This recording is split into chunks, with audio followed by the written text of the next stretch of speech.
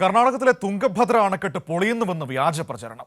മുല്ലപ്പെരിയാർ മോഡലിൽ സുർക്കി ഉപയോഗിച്ച് നിർമ്മിച്ച തുംഗഭദ്രയുടെ 32 ഗേറ്റുകളിൽ ഒരെണ്ണത്തിന്റെ ചെയിൻ പൊട്ടിയതാണ് ഡാം തകർന്നു എന്ന രീതിയിലേക്ക് വ്യാജ വാർത്ത അഴിച്ചുവിടുന്നത്.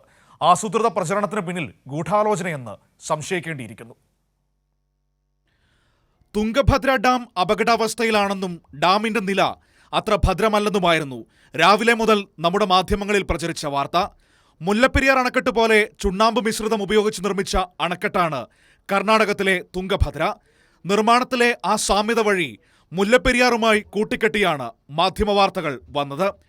വലിയൊരു ദുരന്തത്തിൽ പകച്ചു നിൽക്കുന്ന മനുഷ്യരുടെ മുന്നിലേക്കാണ് തുംഗഭദ്രയുടെ മറവിൽ മുല്ലപ്പെരിയാറിനെ കൂട്ടിക്കെട്ടി അനാവശ്യ ആശങ്ക സൃഷ്ടിച്ചത്.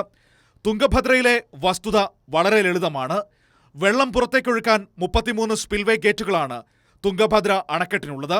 അതിൽ 19-ാം നമ്പർ ഗേറ്റ് ലോക്ക് ചെയ്യുന്ന ചെയിൻ ലിങ്ക് ഇന്നലെ അർദ്ധരാത്രി പൊട്ടി. സ്വാഭാവികമായും ആ ഗേറ്റിന് തകരാറുണ്ടായി. ഇതോടെ അണക്കെട്ടിൽ സമ്മർദ്ദമുണ്ടാകാതിരിക്കാൻ എല്ലാ ഗേറ്റുകളും തുറന്ന് വെള്ളം നിയന്ത്രിതമായ അളവിൽ പുറത്തേക്കൊഴുക്കി. ഗേറ്റുകൾ തുറന്നതോടെ സമീപത്തെ നദിയിൽ ജലനിരപ്പ് ഉയർന്നു. ഇതിനെ തുടർന്ന് അണക്കെട്ടിന്റെ സമീപ ജില്ലകളായ കൊപ്പൽ, വിജയനഗര, ബെല്ലാരി, റായ്പൂർ ജില്ലകളിൽ ജാഗ്രതാ നിർദ്ദേശം നൽകുകയായിരുന്നു. അണക്കെട്ടിന്റെ ചെയിൻ ലിങ്കേജ് പൊട്ടിയത് ഒരു സാങ്കേതിക തകരാർ മാത്രമാണ്. ഇത്തരം തകരാറുകൾ ലോകത്തുള്ള എല്ലാ അണക്കെട്ടുകളിലും സാധാരണയായി സംഭവിക്കാറുള്ളതാണ്.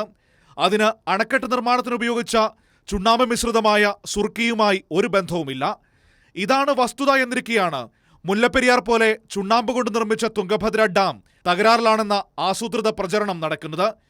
വയനാട് ദുരന്തത്തിന്റെ പശ്ചാത്തലത്തിൽ തുംഗഭദ്രയെ മുല്ലപ്പെരിയാറുമായി കൂട്ടിക്കെട്ടുന്നതിൽ സംശയത്തോടെ വേണം വീക്ഷിക്കാൻ. News desk, Kairali news.